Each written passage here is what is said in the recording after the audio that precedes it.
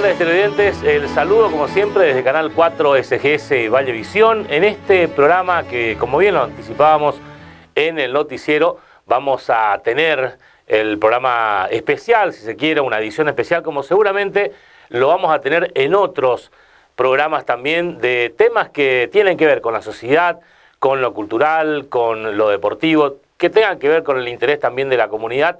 Vamos a tener varios especiales. Hoy el noticiero con Tana Inter, quien es la cara visible del programa, y todo el equipo que trabajamos.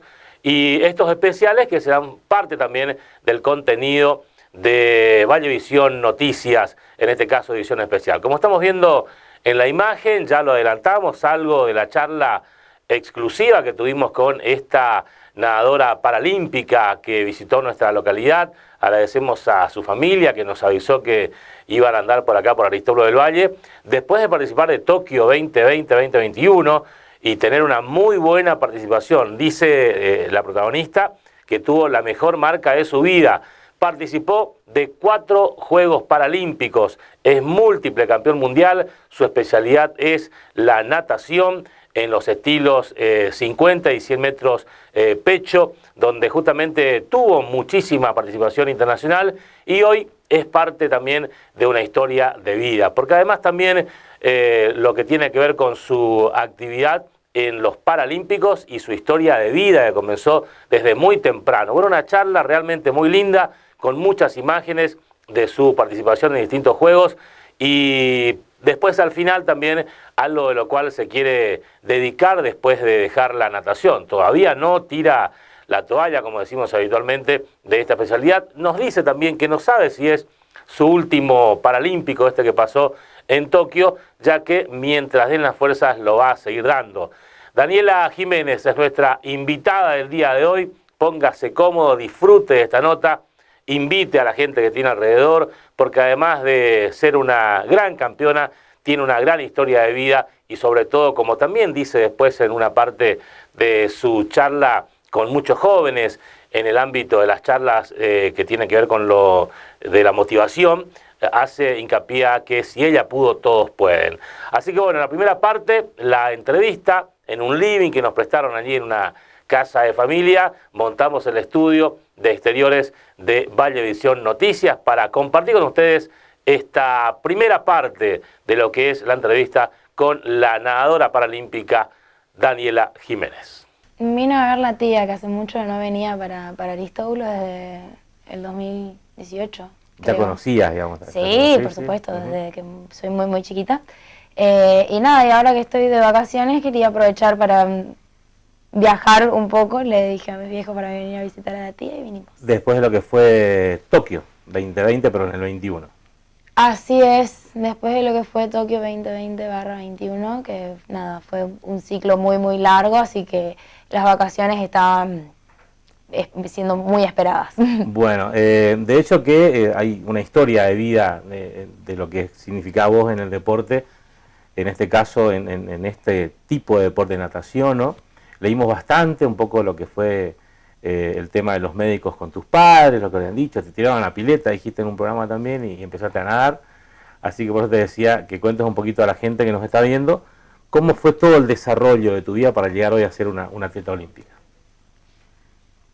Yo siempre digo que fue casi sin querer queriendo, porque nunca fue un objetivo ser atleta de alto rendimiento. El deporte en mi vida fue más para que yo me desarrollara físicamente, para encontrar, para que yo encontrara quizás, no sé, mis propios límites físicos, qué era lo que podía y no podía hacer, o sea, como para que esas cosas las vaya descubriendo yo sola y no que los limitantes vengan de afuera. Y con el tiempo, nada, fue como casualidades de la vida que me vio una entrenadora, me invitó a mi primer torneo y así, sin querer fui clasificando torneos cada vez más importantes. Y digo que fue sin querer queriendo, porque si bien no fue algo que yo busqué, fue algo que una vez que cayó lo seguí eligiendo constantemente, porque bueno, para estar hoy donde estoy, haber hecho bueno todo lo que hice, estoy recién llegada a mis cuartos juegos, tuve que tomar un montón de decisiones en mi vida para poder seguir por ese camino, así que fue como una elección constante la que hice con el deporte y un montón de años después, acá estoy. ¿Dónde empezó todo esta cuestión del deporte? La primera profesora, ¿en qué ciudad? ¿Dónde naciste? Yo nací en Resistencia, Chaco, y ahí empecé mis actividades deportivas en general, porque me crié en el club CUNE, en el Club Universitario del Nordeste, que queda cerca de casa, y ahí, qué sé yo, en mi familia fue algo muy natural para nosotros estar todo el día metidos en el club, así que hacía varias actividades deportivas, pero bueno, natación siempre fue como la más fuerte, donde tenía mayor cantidad de amigos, donde me divertía mucho más, hacíamos un montón de viajes. Bueno, mis viejos siempre estuvieron muy involucrados también, como en la comisión de padres, nos llevaban, nos traían a todos los torneos. Y con el tiempo fue donde me terminé quedando. Bueno, sin embargo, ahí, estando en el CUNE, yo empecé a representar a Argentina, pero bueno, como te dije recién, yo tuve que tomar un montón de decisiones para poder mantenerme en el camino deportivo. ¿Ese tipo de decisiones cuáles eran? Y tener que mudarme, tener que salir de la provincia, tener que, como profesionalizar un poquito más mi entrenamiento y mis formas de hacer ciertas cosas. Y por eso tuve que desde muy chiquita, aprender sobre el desarraigo y qué sé yo, viajar mucho sola, mudarme a otros lugares y demás. Pero siempre con mucho gusto. ¿Ibas acompañando esto con los estudios, digamos, de escuela primaria, secundaria? Sí, por supuesto. Para mí siempre fue muy importante porque quizás yo cuando practicar deporte y estudiar a la vez es bastante difícil. Hacer deporte de alto rendimiento, estudiar a la vez es bastante difícil.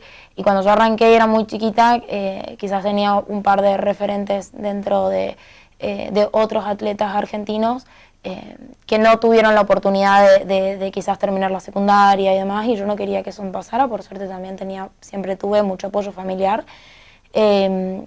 Así que sí, por supuesto, siempre seguí estudiando y después también cuando terminé la secundaria traté de seguir con los estudios que podía, porque también hacer una carrera universitaria un montón,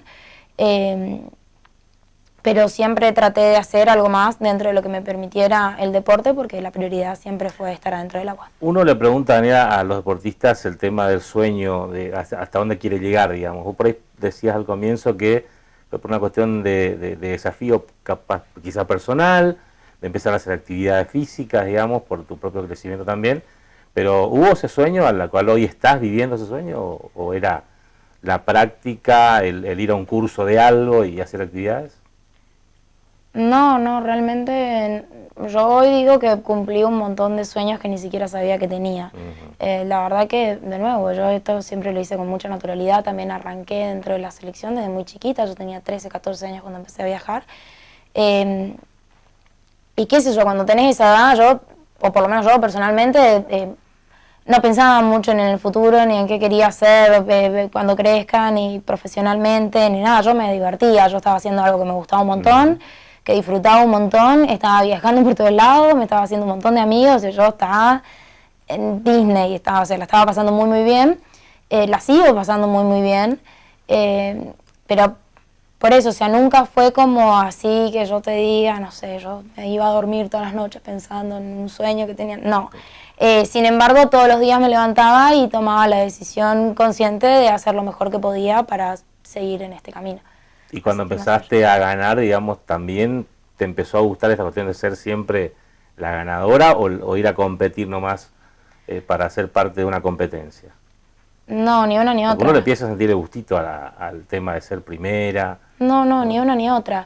A mí me encanta competir y jamás voy a competir solo para participar. Tampoco voy a competir solo para ganar, ni es la ambición de siempre salir primera, porque no, pues son menos las veces que salgo primera que las que no.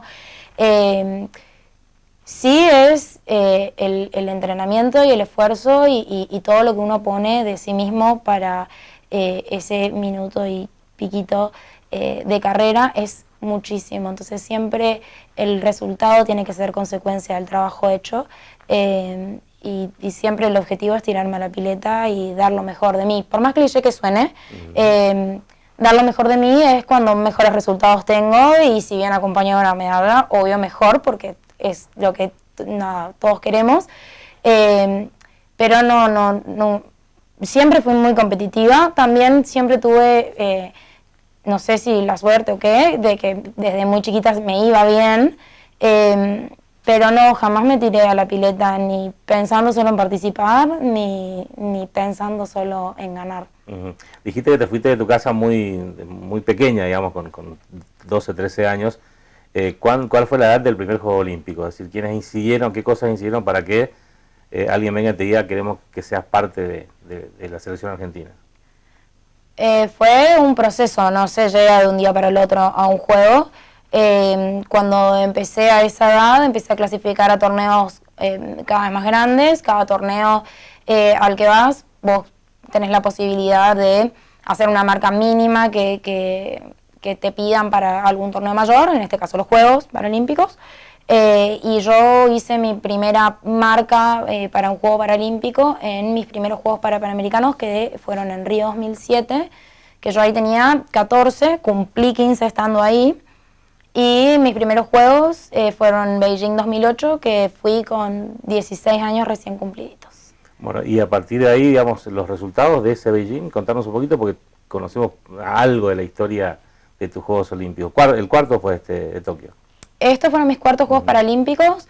En Beijing me fue muy bien, era mi primera experiencia. Yo de nuevo estaba viviendo algo completamente distinto. Ya de por sí un juego es algo que no se puede comparar con ningún otro torneo.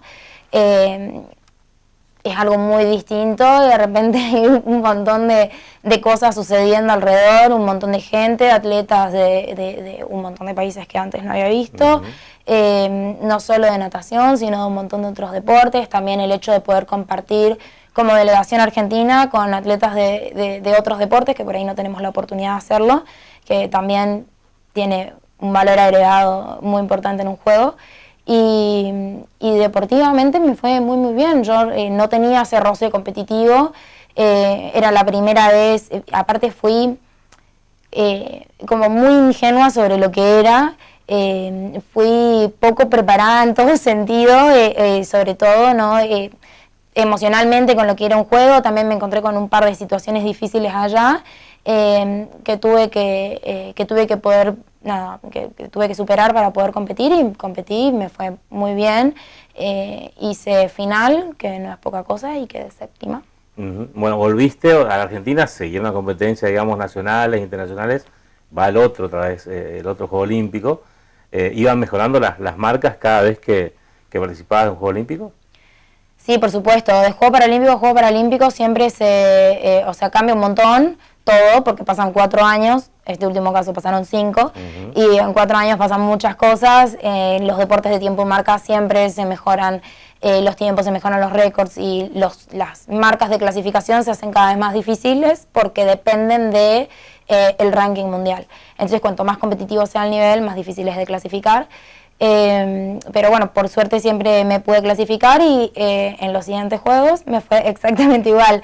Si bien hice como 6 segundos menos de lo que había hecho en el primer juego, o sea, mejoré muchísimo, quedé en el mismo puesto. También hice final, quedé séptima. Y en el siguiente también. Nos enteramos con poco tiempo que venías a Aristolo, tuvimos poco tiempo de estudiar un poco tu carrera, leímos algo, un par de entrevistas que hizo la Televisión Nacional, un par de diarios también, y digamos que todos hacían hincapié un poco a la pasión que le pones, a la fuerza que le pones, pero sobre todo a la sencillez de persona. Eso se nota, se nota, digamos, en esto. Capaz que los chaqueños, los misioneros, tenemos esta cuestión de ese arraigo más territorial, no le sobramos a nadie, digamos, en esta cuestión.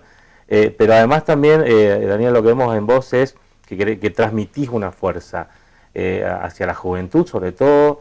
Te preguntaba la edad porque no parece, digamos, esa edad que nos contabas, pero digo, ¿esto sentís de parte de quien no participa de actividades deportivas el que está por ahí en la actividad deportiva siente alguna admiración por tu persona, pero de quienes por allí decís, bueno, la verdad que le afecté a alguien por lo que en mi vida fue superarme y lograr estos éxitos.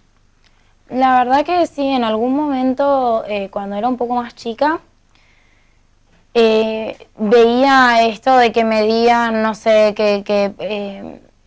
como este concepto de ser un ejemplo para alguien, por ahí lo veía con pocas ganas, no me gustaba mucho, porque lo veía muy ligado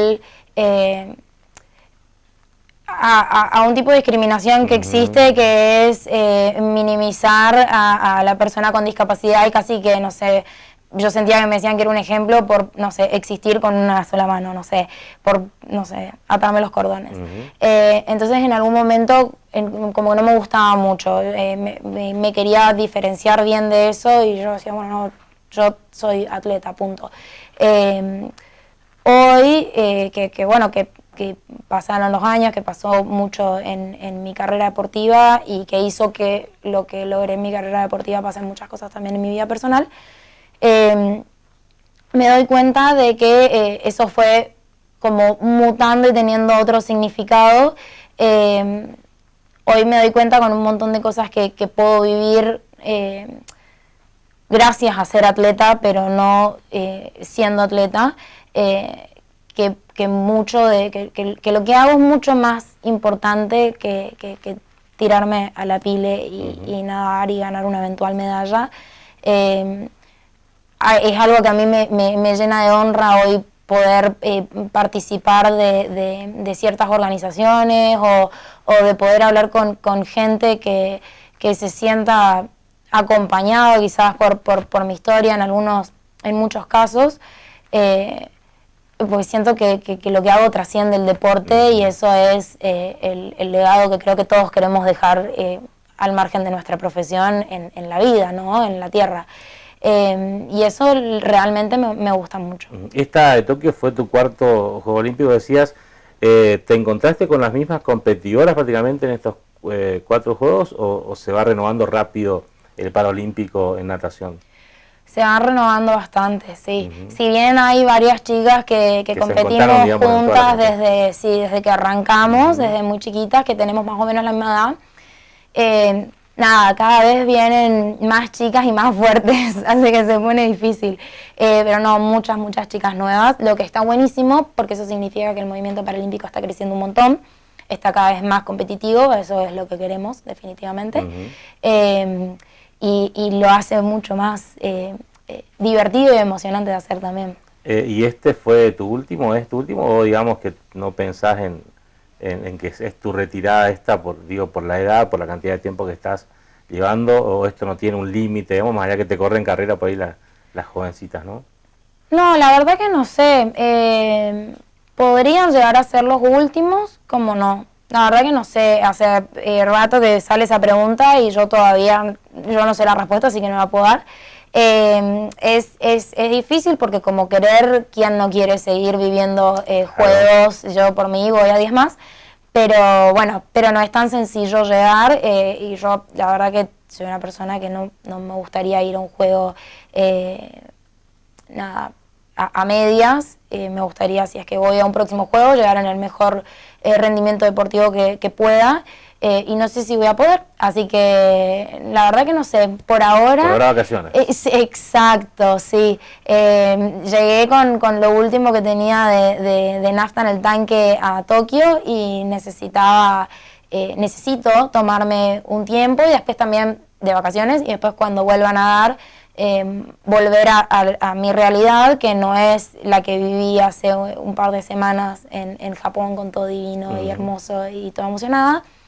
Y bueno, y con esa realidad presente tomar alguna decisión. Pero por ahora no es mi retiro ya, tampoco sé si llego a un próximo juego. Así que estoy ahí en el medio. Es inevitable la pregunta de qué pasó en la pandemia, digamos, cuando los Juegos Olímpicos se suspenden, viene una preparación previa y viene la pandemia, ¿no? ¿Qué te pasó en ese tiempo?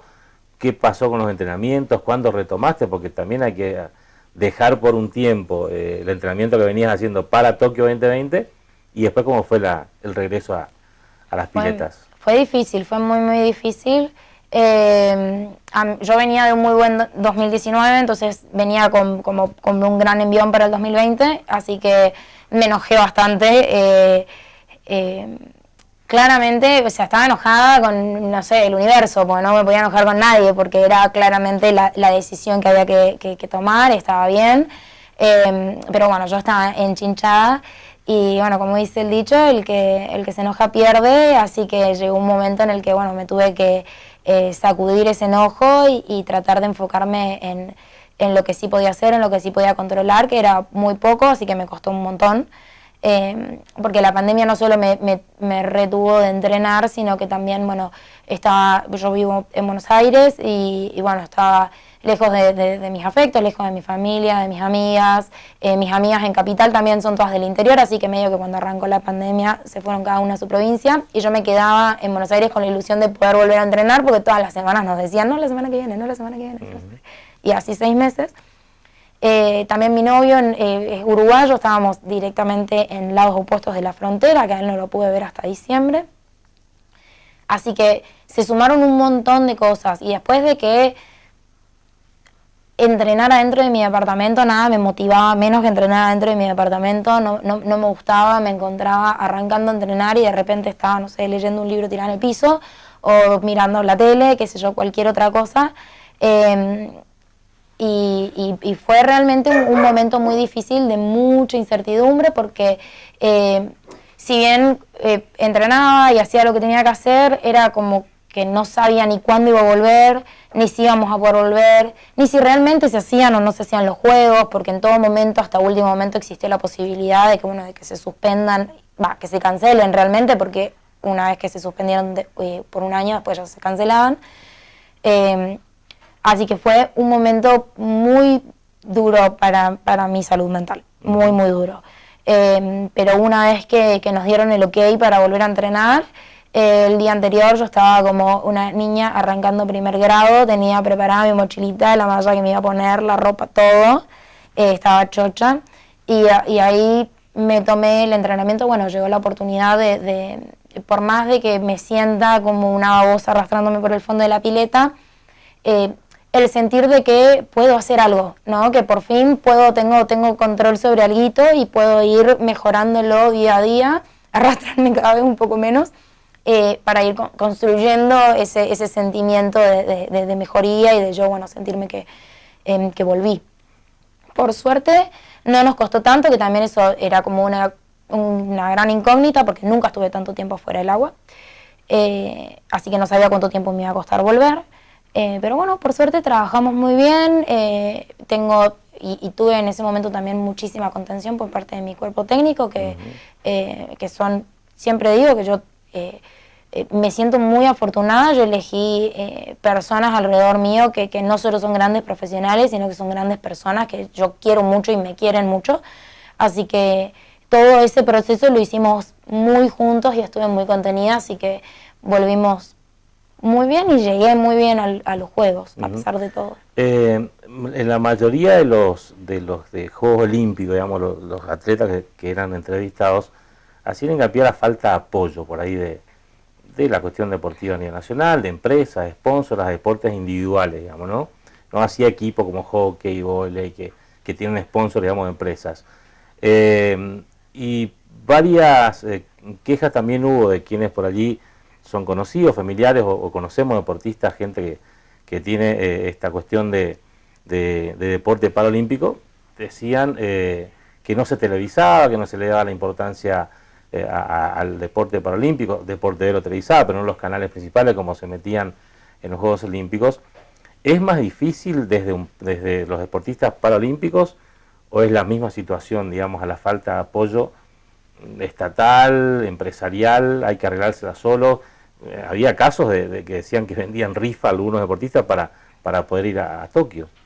Sí, es que sí, en general el deportista amateur en Argentina sabe que se está metiendo a un terreno muy duro y que es difícil y que va a tener que remarla mucho solo. De ahí los resultados también, digo, ¿no? Comparado con europeos, con gente de Pero Estados por Unidos. supuesto, o sea, qué sé yo, esto ya lo he dicho antes y lo vuelvo a decir ahora, o sea, hay realidades, esto no es un palo para nadie, porque qué sé yo, pero yo,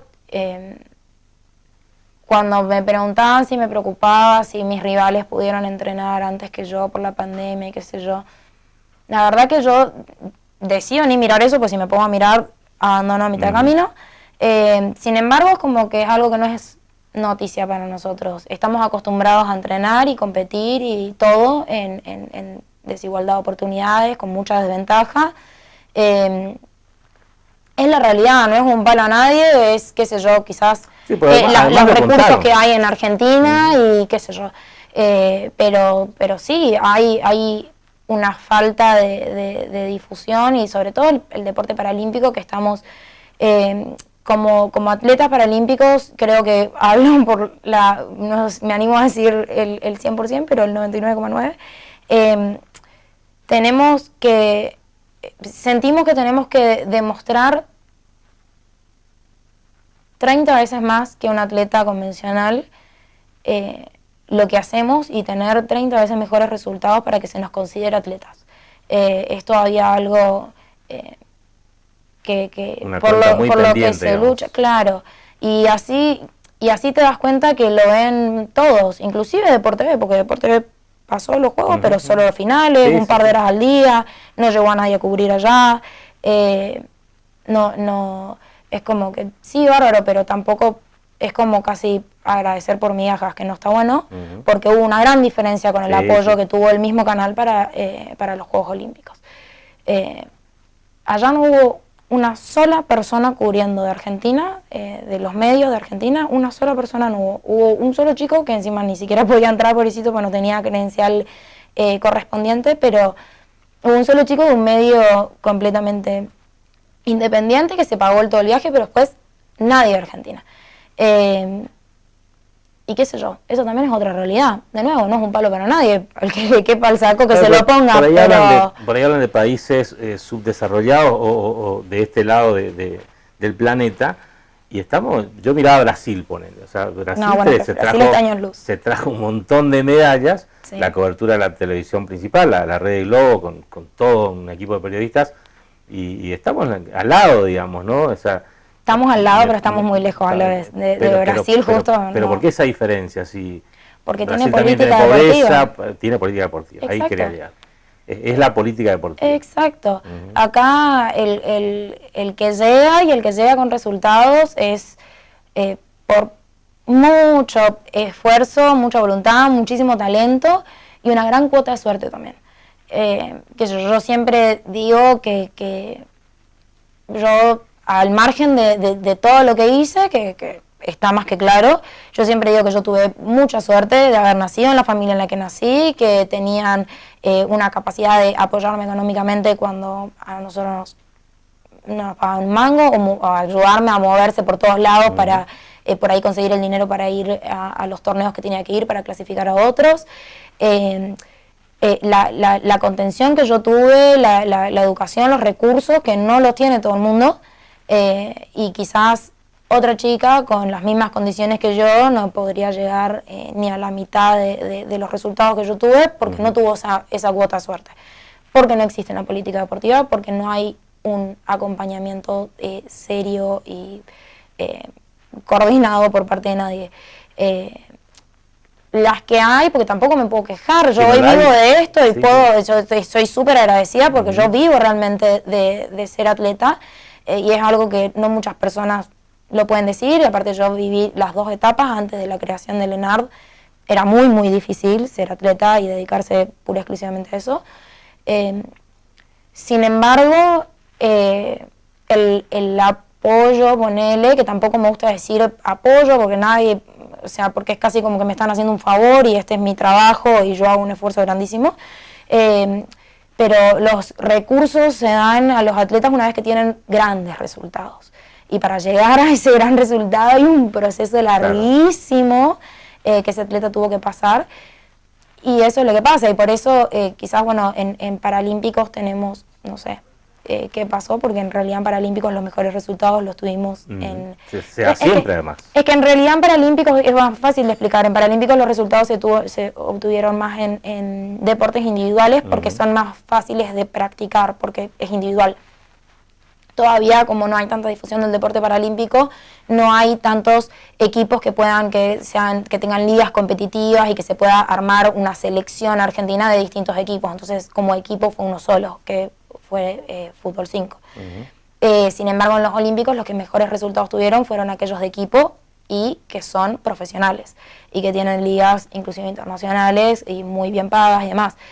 Y después, todo el resto de los deportistas amateur están arañando las paredes como el resto de los mortales. Si le cuesta y no hay una política para el convencional, 30 veces más, como decís vos, para el paralímpico, ¿no? Sí. Para quien está en ese deporte. Sí. Pero bueno, llegaste, estás disfrutando de tu momento, ahora vacaciones, decís, bueno, han elegido Misiones porque hace mucho que no venían, hay lugares que no conoces todavía, porque hay un montón de lugares que todavía no conozco, que de hecho vamos a ir mañana al Salto del Moconá, que todavía no fui nunca, pero sí, Misiones es casi una segunda casa. Los pequeños vienen mucho a Misiones, la verdad que sí, y nosotros con la tía acá no faltamos nunca, siempre queremos venir a visitarla, así que acá estamos. Bueno, y además, digamos, tu tía y su familia están ligadas a un club de natación, digamos, Aristóbulo del Valle, así que tenés ahí la cámara para dirigirte a ellos, porque todo sirve, que esta nota lo va a ver mucha gente, que lo que queremos justamente lograr es eso, ¿no? De que sepan de que se puede lograr los objetivos, más allá de que haya política o no, creo que hay una familia, dijiste muy bien, sí, que tiene que estar atrás, y a muchos lo sueltan, digamos, ¿no? Por supuesto, y justo, bueno, en esta familia, estos chicos que viven en esta casa tuvieron la suerte de tener los abuelos que tienen también, don Keiko y doña Eli, que son, bueno, doña Eli que ya no está con nosotros, pero grandes personas, apasionadísimos por lo que hacen, y que cualquier niño que se haya encontrado con ellos y que se encuentre hoy con don Keiko, va a tener un apoyo incondicional por parte de ellos también, porque ellos se convierten en familia extendida de todos los que pisan su casa, eso lo sé porque soy una de ellas. Así que agradecer a las personas como ellos también, que en un lugar quizás súper chico, donde el deporte como alto rendimiento no está súper desarrollado, ellos le dan la oportunidad a un montón de chicos que tengan su contacto con el deporte, que es mucho más que si alguien llega o no a ser un atleta de alto rendimiento. El deporte tiene mucho que ver con el desarrollo individual de la persona, con el desarrollo físico, el aprendizaje sobre amor propio, la inclusión social. Hay un montón de cosas que entran a colación antes de convertirse en un atleta de alto rendimiento. Y bueno, en este caso, don Keiko y doña Eli fueron formadores de personas increíbles. Bueno, Daniela, durante este tiempo de la nota estábamos viendo imágenes de toda prácticamente tu carrera, de los Juegos Olímpicos, en competencia, en todo lo que significó este tiempo de la nota, íbamos mirando esas imágenes, así que creo que la gente va a mirar con otros ojos quizás o con otra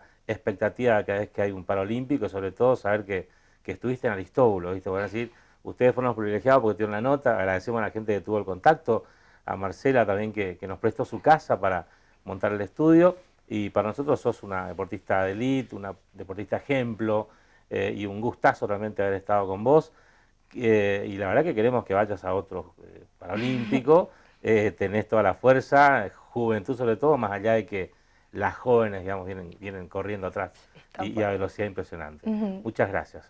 Muchísimas gracias a vos.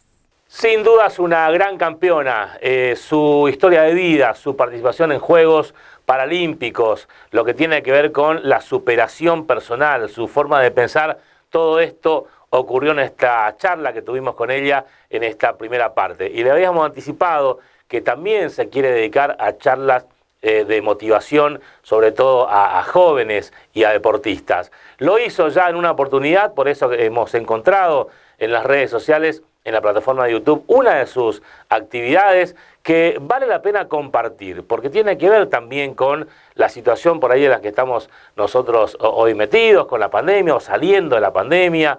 Necesitamos para ello una palabra de aliento y sobre todo alguien que superó muchas cosas o muchas barreras que a veces a nosotros también se nos presenta y que con mucho entusiasmo, con muchas ganas, puede decir ella también, si ella pudo, todos podemos. Así que una charla motivacional que hizo en un congreso que tiene que ver con mujeres protagonistas y compartimos con ustedes para cerrar este programa especial que hicimos con Vallevisión Noticias para tener este tipo de contenidos que seguramente van a seguir más adelante.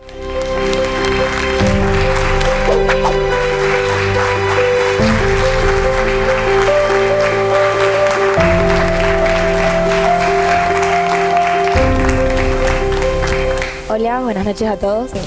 Bueno, buenas noches. Yo desde muy chica me fui de casa, me tocó irme de casa. Así que bueno, momentáneamente estoy viviendo en Buenos Aires y ahora el domingo me vine a pasar el Día de la Madre. Y bueno, estaba en mi antigua habitación en la casa de mis viejos y revolviendo entre cosas encontré un álbum de fotos de bebé donde aparte de las fotos había un montón de datos míos de cuánto pesaba cuando nací, cuánto medía, color de ojos, de pelo, mi primer diente y también decía mi frase favorita. Y ahí mamá escribió, yo puedo. Esa era mi frase favorita. Yo desde chica fui consciente de que era diferente a los demás. A mí me faltaba una mano y me costaba hacer cosas cotidianas porque me tenía que dar maña con una mano y media y eran cosas que ni siquiera mis papás me podían ayudar ni me podían enseñar porque tienen las dos manos. Entonces, cuando mi familia me veía luchando en el intento de lograr algo nuevo y me ofrecían ayuda, yo rápido contestaba, no, yo puedo. Y creo que yo estaba tan segura de que yo podía porque no estaba sola. Yo hoy les voy a hablar de mi mejor amigo, el Gusa, que es mi mano izquierda, que desde que tengo uso de razón tiene ese nombre, porque se parecía a un gusanito. Bueno, entonces creo que tuve mucha suerte de nacer en la familia que nací, porque en casa jamás tuve ningún tipo de privilegio con mis responsabilidades por mi discapacidad. Y soy la más chica de 4, así que tampoco zafé de las peleas de hermanos. Y como yo siempre quería constantemente probarle al mundo de que yo podía, al final terminé siendo la primera de todas mis amigas en aprender a atarse los cordones y cortar la comida. Al punto que le enseñé a atarse los cordones a mi prima Julieta y al día de hoy que la miran raro cada vez que se ata los cordones porque se lo ata como si le faltara una mano. Sí. Creciendo yo hice todos los deportes que se puedan imaginar. Mi segunda o quizás primera casa era el Club Cune. Así que yo me la pasaba o haciendo deporte o colgada de algún árbol ahí. Y yo no conocí el deporte paralímpico hasta los 11 años, así que mis inicios deportivos fueron en competencias con chicas que no tenían ninguna discapacidad. Y eso, por algún motivo, a mí no me hacía achicarme, sino al contrario, yo quería a toda costa ganarles a todas, porque ante todo competitiva, pero porque yo quería probarles y probarme que podía. Y me costó, pero pude. Gané en distintas disciplinas un montón de trofeos y medallas y diplomas y gané un montón de amigos que me respetaban por ser Dani y respetaban al Gusa por ser parte de mí. Y eso para mí siempre fue muy importante. Yo desde chiquita supe y fuera consciente de que era distinta, pero papá y mamá siempre me dijeron que ser distinto estaba bueno, me hacía auténtica. Entonces yo puede que no tenga una mano, pero tengo un ego importante. Y si ser distinta me iba a hacer destacarme, entonces yo iba a hacer de esa diferencia mi mayor virtud. Hasta entonces, en mi preadolescencia, nunca tuve mucho contacto con otras personas con discapacidad. De hecho, no sabía que habían otras personas que nacían sin una parte del cuerpo como yo. En mi mundo de niña yo era única y la verdad que me gustaba mucho. Y a los 11 años me invitaron a mi primer torneo paralímpico donde me encontré con un mundo completamente nuevo, lleno de un montón de otras personas diferentes y auténticas como yo, y eso me fascinó. Entré en un mundo que me encantó. Y un año después de eso entré a la secundaria, donde por primera vez me enfrenté cara a cara con la discriminación. Yo, si algo aprendí en la vida, es que los niños tienen una inocencia hermosa, libre de prejuicios, y que los que nos hacemos problemas y estamos llenos de prejuicios somos los grandes. Jamás en la vida sufrí ningún tipo de bullying de parte de un niño. La primera persona que a mí me discriminó por mi discapacidad fue una docente del colegio secundario. Una profe de educación física encargada de la educación de cientos de adolescentes hormonales e inseguros con sus cuerpos.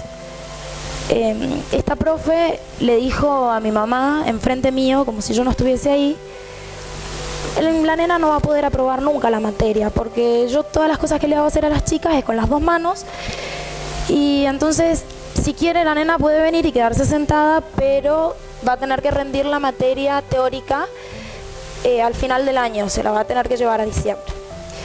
Se podrán imaginar la reacción de la madre de la nena, ¿no? Que si yo tengo personalidad, mamá, ni se imaginan. Por suerte, la ignorancia de esta profesora no fue acompañada por los directivos de la escuela, ni por otra profe que me tomó en sus clases y que la verdad me salvó la vida, porque me regaló la nota, voy a ser honesta, durante toda la secundaria, para que yo solo me tenga que ocupar de entrenar natación. Ella es una entrenadora de atletismo, así que me salvó. Nosotros vivimos en una sociedad que le está diciendo constantemente a la persona con discapacidad que no puede, sin querer, sin mala intención, pero que no puede cruzar la calle porque no hay una rampa o porque a alguien se le ocurrió estacionar ahí, porque no puede ir al baño del restaurante donde está cenando porque queda en un segundo piso, porque no se puede subir a un colectivo porque no tiene rampa o el colectivero le da fiaca sacarla, y porque, no sé, también le dice que no puede hacer educación física con sus compañeros de curso porque le falta la mano. Vivimos en una sociedad que le dice constantemente a la persona con discapacidad que no puede, porque la persona sin discapacidad no logra imaginarse cómo sí llegaríamos a poder. Yo, por ejemplo, me voy a contar una anécdota, están mis padres presentes, pero bueno, salí un par de veces con un chico que la primera vez que me veo nos vamos a cenar, me dice: ¿qué tenés ganas de comer? ¿Te va sushi? Y le digo: bueno, sí, dale, sushi, me va, mi copa. Fuimos, comimos sushi, cenamos, todo bárbaro. La siguiente vez que nos vemos, yo le digo: che, me parece que hoy tengo ganas de comer carne. Me mira medio dudoso, me dice: bueno, dale, vamos. Fuimos a cenar y en la mitad de la cena me dice: ¿te puedo confesar algo? Y yo abro mis ojos y lo único que pensaba era: por favor no seas un asesino serial, por favor no seas un asesino serial. Y me dice: la verdad es que yo la otra vez te ofrecí comer sushi porque no sabía si te podías cortar la comida o no y no quería que te sientas insegura. Y ahora que te veo, nada, me siento un tarado, me dicen. Y yo, bueno, tus palabras no las mías, pero sí. Entonces, este chico, sin mala intención, como no pudo imaginarse cómo yo podría cortar la comida, inmediatamente asumió de que yo no podía, de que no había forma. Entonces ya en su cabeza él me limitó. Y así como vivimos en esa sociedad, también vivimos en una sociedad con unos parámetros de belleza inalcanzables para el común denominador de la población en general, así que se podrán imaginar lo que es para una persona con discapacidad. Yo de chiquita siempre fui consciente de que yo era distinta a los demás a la hora de hacer cosas. Y de adolescente me di cuenta de que yo era distinta a los demás a la hora de mirarme al espejo. De repente, el Gusa, mi fiel compañero de vida, era una parte de mi cuerpo que para el común de la gente me hacía fea. yo siempre me mostré muy confiada de mí misma en general y de mi cuerpo y con el Gusa también. Y claramente no iba a dejar de lado al Gusa solo porque a algunas personas no les iba con sus parámetros de belleza. Pero llegar al punto de aceptar, siendo adolescente, de que quizás había chicos que no me iban a mirar a mí porque me falta la mano, y estar bien con eso, fue un proceso que tuve que hacer.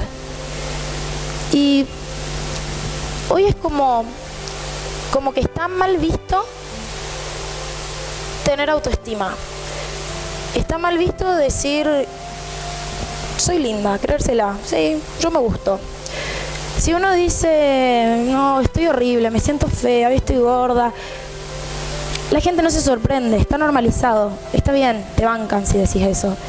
Ahora, si yo me paro frente al espejo y digo, qué diosa que estoy hoy, la gente se va a dar vuelta, me va a mirar raro y me va a decir, nena, qué arrogante, bájate del pony.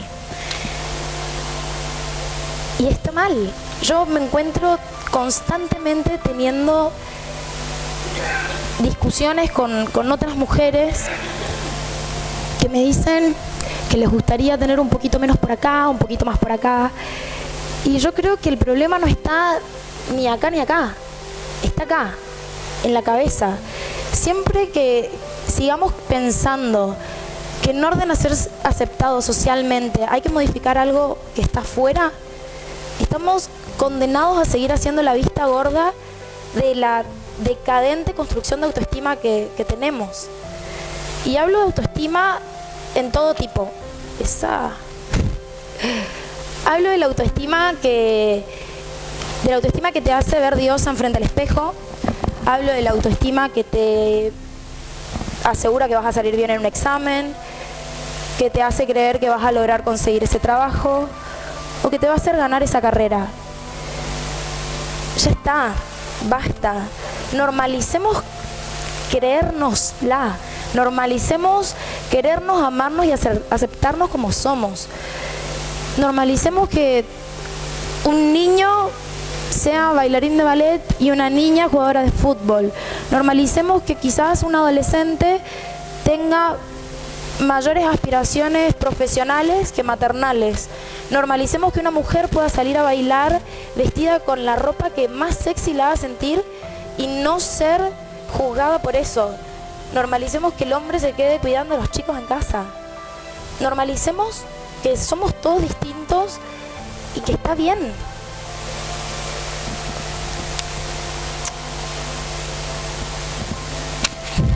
Dar vuelta al machete. Nosotros con el Gusa viajamos, tenemos la suerte de conocer el mundo y viajo sola desde que soy muy chiquita, desde los 15 años más o menos. Y se podrán imaginar, yo puedo ser bastante impulsiva y desordenada, mi familia lo sabe muy bien y mis amigas también.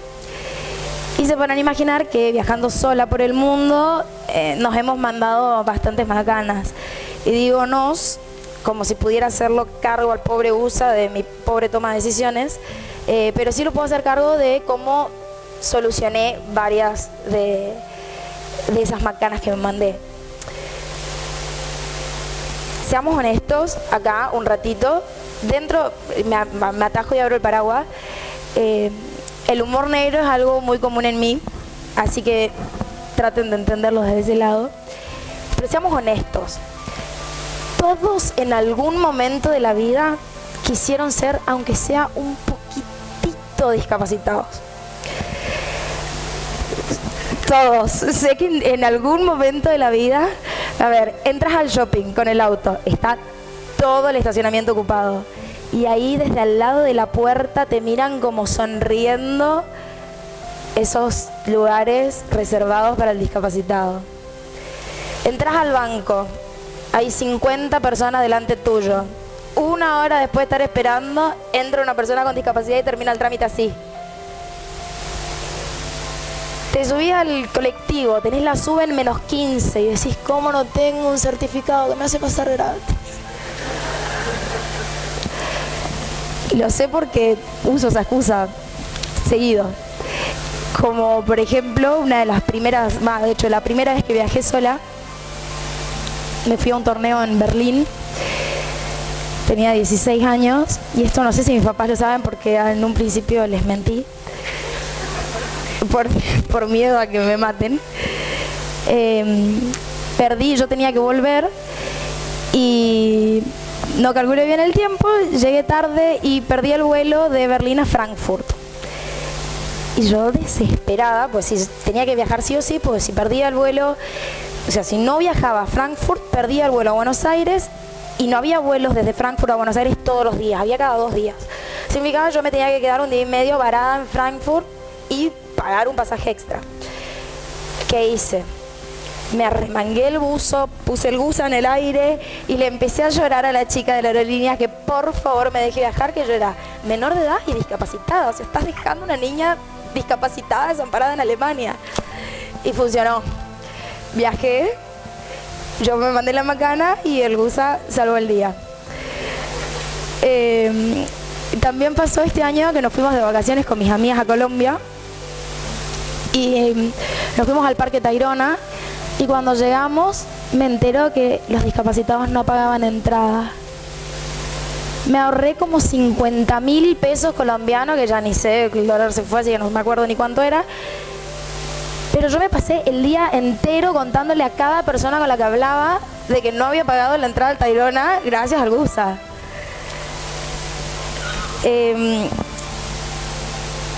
Y además de todos estos beneficios que me trajo mi querido amigo, gracias a él yo viajé por todo el mundo, conocí un montón de gente, un montón de culturas distintas, representé a mi país en un montón de torneos, estoy camino a mis cuartos Juegos Paralímpicos, que por ahí me cuesta creérmelo, pero es una realidad, una hermosa realidad. Escuché el himno argentino desde lo más alto del podio gracias a él. La verdad que hay veces que la gente me pregunta si yo tuviera la oportunidad de tener las 2 manos, si existiera la posibilidad, si lo aceptaría. No lo dudo un segundo. De hecho, en un momento mis papás intentaron con una mano ortopédica, que era una mano de goma, era una réplica de mi mano derecha en izquierda. Y la verdad que fue el juguete más caro de la historia. Me incomodaba, era una cosa que yo tenía puesta, que no tenía ninguna otra función más que estética, y yo no podía hacer todas las cosas que ya sabía hacer sin esa mano ortopédica. Entonces, con mis amigos que hicimos, y acá es testigo Maris, la hija de Tere, que fue mi compañera del jardín, hacíamos de cuenta que era dedos de los Locos Adams. Lo poníamos arriba del escritorio del banco del colegio y le metíamos cosas entre los dedos y gritábamos: dedos, pásame la tijera, y le sacábamos la tijera de entre los dedos. Le comía las uñas a la mano de goma. Mis pobres viejos tenían que mandar a arreglar esa mano cada 2 por 3. Y dejé de usarla un día que, cuenta mi mamá, yo no me acuerdo, yo le digo: ay, mamá, esto me da calor. Me arranco la mano de goma en frente de todo el mundo y todo el mundo nos queda mirando. Y no me importó. La verdad que yo no me podría imaginar mi vida sin el Gusa, no me podría imaginar la vida sin convivir con una discapacidad. Y cómo esa discapacidad me formó a ser la persona que soy hoy. El mundo paralímpico me dio muchísimas cosas, innumerables cosas que para mí, yo siempre digo, a mí me llenan el alma, y hoy yo puedo decir que vivo haciendo lo que amo. Yo puedo decir que soy una mujer discapacitada de Resistencia, Chaco, Argentina, que desde los 17 años vive por distintas partes del mundo, que se subió a lo más alto del podio mundial. Y la verdad que hoy digo esto y quizás sueno relajada y superada al respecto, pero la realidad es que yo soy muy autoexigente y me cuesta creerme esa realidad. Yo hay muchas veces que puedo no ser tan confiada en mí misma, puede que mi autoestima esté un poco baja y me cuesta mucho creérmela. Tuve que atravesar muchas exigencias en mi vida, externas y sobre todo internas, y esas presiones internas que te llevan a ciertos fracasos personales que son muy difíciles, porque son de esas cosas que vos decís, si hubiese trabajado mejor la cabeza, o sea, si mi autoestima hubiese estado más alta, el resultado hubiese sido distinto. Hay un montón de situaciones en mi vida en las que a mí no me bastó con mirarme al espejo y decirme, sí puedo. Fue un recorrido muy largo el que yo tuve que hacer para mirarme al espejo, verme el gusa, verme las piernas grandes, la celulitis, el pecho planísimo y decir, me gustó y estoy bien con eso. Y eso lo tengo bastante claro, pero creo que mi autoestima interno es el que estoy constantemente tratando de mejorar.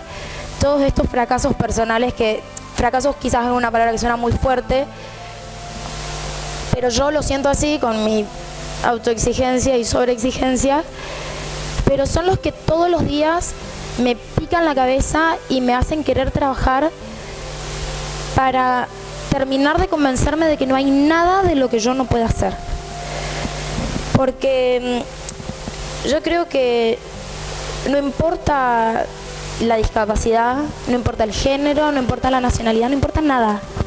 Solo importa quererse, amarse y creer en uno mismo y trabajar mucho para lograr lo que uno desea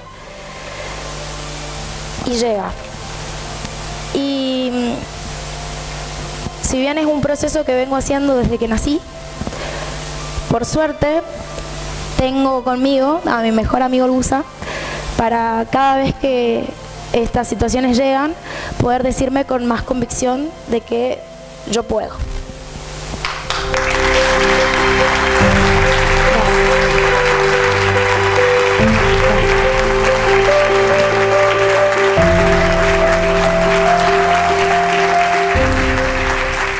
Amables televidentes, hasta aquí llegamos con nuestro programa edición especial de Vallevisión Noticias.